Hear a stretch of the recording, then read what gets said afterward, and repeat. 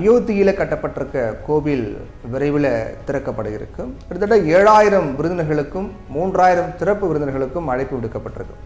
அந்த அழைப்பிதழில் அனைத்து பெரும் அரசியல் கட்சி தலைவர்களுக்கும் அனுப்பப்பட்டிருக்கிறதா அந்த அமைப்பு சொல்லியிருக்காங்க.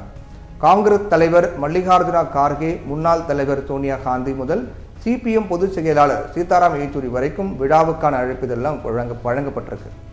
மார்க்சிஸ்ட் கட்சியின் பொதுச் செயலாளர் சீதாராம் யெச்சூரி தான் இந்த விழாவில் பங்கேற்க போவதில்லை அப்படிங்கிறத தெரிவிச்சிருக்காரு. மார்க்சிஸ்டுகளை பொறுத்தவரை எந்த மதத்தையும் ஏற்பதில்லை அப்படிங்கிறதால அவங்க அந்த அயோத்தி கோயிலுக்கு போல அப்படின்னு எல்லாருக்கும் தெரிஞ்ச விஷயம்தான். மக்கள் பிரச்சனைகளை கவனிக்காம மத விவகாரங்களில் கவனம் செலுத்தி திசை திருப்புவதை எதிர்ப்பவர்கள் மார்க்சிஸ்டுகள். இந்த நிலையில முக்கிய எதிர்க்கட்சியான காங்கிரஸ் நிலைப்பாடு தான் கேள்விக்குறியாகவும் இக்கட்டான ஒரு நிலையாகவும் இருக்கு. காங்கிரஸ் செய்தி தொடர்பாளர் ஜெயராம் ரமேஷ் வெளியிட்டிருக்கக்கூடிய அறிக்கையில அது சரியான நேரத்தில் முடிவு செய்யப்படும் அப்படின்னு தெரிவிச்சிருக்கார். அவரது கூற்றுப்படி பார்த்தா காங்கிரஸ் கட்சிக்கும், அதாவது காங்கிரஸை பொறுத்த வரைக்கும் அந்த கோவில் திறப்பு விழாவில் கலந்து கொள்ளும் அப்படின்னு தான் பத்திரிகைகள்லாம் சொல்லுது. இது குறித்து செய்தியாளர்கிட்ட பேசிய அந்த கட்சியினுடைய மூத்த தலைவர் ஒருவர், காங்கிரஸ் அந்த கோயிலுக்கு எதிரானது கிடையாது, மாறாக பாஜகவுடனான கட்சியின் மோதல் கருத்தியல் மற்றும் அரசியலுக்கு உட்பட்டது அப்படின்னு தெரிவித்தார்.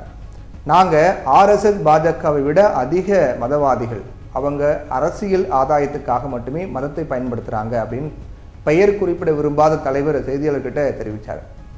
1990களில் காங்கிரஸ் தன்னுடைய தேர்தல் அறிக்கையில் சட்டப்பூர்வ வழிகள் அல்லது பேச்சுவார்த்தையின் மூலம் அந்த கோவிலை கட்ட உறுதி அளித்தது அப்படிங்கிறதும் இங்கே குறிப்பிட வேண்டிய விஷயமா இருக்கு. கடந்த 2019ஆம் ஆண்டு அந்த கோவில் தொடர்பான உச்சநீதிமன்றத்தின் தீர்ப்பை தொடர்ந்து காங்கிரஸ் காரிய கமிட்டி இந்த தீர்ப்பை பாராட்டி ஒரு அறிக்கையை வெளியிட்டாங்க.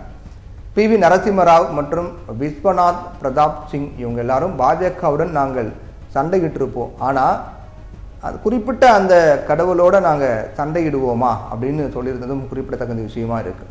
கேரளா என்பது காங்கிரஸுக்கு மிக முக்கியமான மாநிலம். அங்கே அதன் கூட்டணி கட்சியாக இருக்கக்கூடிய இந்திய யூனியன் முஸ்லீம் லீக் காங்கிரஸ் அயோத்தி கோவிலுக்கு செல்வதற்கு எதிர்ப்பு தெரிவித்திருக்கிறது. ஆனால் பாஜகவுடனான கூட்டணி கிடையாது, முஸ்லீம் லீக்குடனும் கூட்டணி கிடையாது அப்படின்னு மறைந்த மார்க்சிஸ்ட் பொதுச் செயலாளர் EMS நம்பூதிரி பாட் ஒரு நிலைப்பாட்டை எடுத்து கேரளாவில் சுதந்திரத்திற்கு பின் முஸ்லீம் லீக் இல்லாத ஒரு அமைச்சரவையை அமைத்தார். அவர் இன்னைக்கும் அதே நிலை தான் நீடிக்குது. எதிர்கட்சியான ஐக்கிய முன்னணியில் தான் முஸ்லீம் லீக் இருக்கு. முஸ்லீம் லீக்கை சேர்த்து கொண்டால் இந்துத்துவா அப்படிங்கிற பெயரில் எழுப்பப்படக்கூடிய மதவாதத்தை எதிர்க்கும் போது கேள்விகள் எழுப்பப்படும் அப்படிங்கிற அடிப்படையில் EMS அத்தகைய நிலைப்பாட்டை எடுத்தார். ஆனால் இப்போ மார்க்சிஸ்டுகளின் நிலைமையே வேறாகவே இருக்கிறத நம்ம பார்த்துக்கிட்டு இருக்கோம். அதனால காங்கிரஸ் அயோத்தி விழாவில் கலந்து கொண்டால் முஸ்லீம் லீக் வெளியேறும் பட்சத்தில் மார்க்சிஸ்ட் அணியில் சேர்ந்து கொள்ளப்படுவார்களா அப்படிங்கிற கேள்வியும் எழுந்திருக்கு. ஒருவேளை காங்கிரஸ் இந்த விழாவுக்கு போகாமல் போனால் பாஜகவினர் காங்கிரஸுக்கு ஒரு குறிப்பிட்ட மதம், அவர்கள் மீது நலன் மீது அக்கறை இல்லை அப்படிங்கிற ஒரு பிம்பத்தை உருவாக்க முயலும். IUML இதுக்கு முன்னரே ஒரு எச்சரிக்கை விடுத்திருக்காங்க.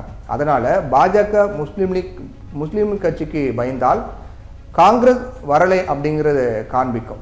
இதை எதிர்கொள்ள இப்போ இருக்கிற ஒரே வழி அரசு விழாவாக அயோத்தி விழாவை நடத்துவதும் பாஜகவை அதில் முன்னிறுத்துவதும் சரியல்ல என்பதால் காங்கிரஸ் கலந்து கொள்வதை தவிர்க்கலாம். இன்னொரு நாளில் காங்கிரஸார் அயோத்திக்கு போயிட்டு பாஜக பிரச்சாரத்தை முறியடிக்கலாம்.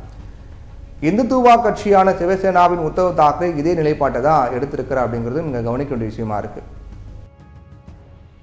இங்கே ஒரு விஷயத்தை கூர்ந்து கவனிக்கணும். மத்திய அரசால் இந்த 9.5 ஆண்டுகளில் பல்வேறு பெயர்களில் கொண்டு வரப்பட்டுள்ள புதிய கல்விக் கொள்கை, GST, குடியுரிமை திருத்த சட்டம், புதிய தொழிலாளர் நல சட்ட தொகுப்புகள், ஆணையங்கள், ஹிட் அண்ட் ரன் போன்ற போக்குவரத்து விதிகளில் திருத்தம் போன்ற சட்ட திருத்தங்கள், விதிமுறைகள், அமைப்பு முறை மாற்றங்கள் போன்றவையெல்லாம் கொண்டு வரப்பட்டிருக்கு. கார்ப்பரேட்டுகளுக்கு ஆதரவான நிலைப்பாடுகளும் எடுக்கப்பட்டிருக்கு. இதையெல்லாம் அடியோடு மாற்றுவோம், மக்கள் நலத்திட்டங்களை துணிச்சலாக முன்னெடுப்போம் அப்படிங்கிற குறைந்தபட்ச செயல் திட்டம் இல்லாமல் தொகுதி பங்கீடு, பாஜகவை போலவே அந்த கோயில் அரசியலை அணுகுவதும் போன்றவையெல்லாம் எந்த விதத்திலையும் பயன் தராது. எந்த கட்சிகளுமே தனியார் மயம், தாராள மயம் என்ற மறுகாலனியக்க கொள்கைகளுக்கு எதிரானவை கிடையாது.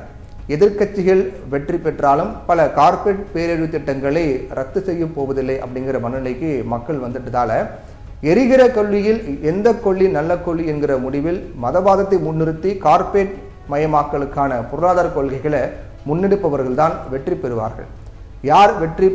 யார் வெற்றி பெற்றாலும் கடைசியில் தோற்கடிக்கப்படுவது என்னமோ மக்கள் மட்டும்தான்.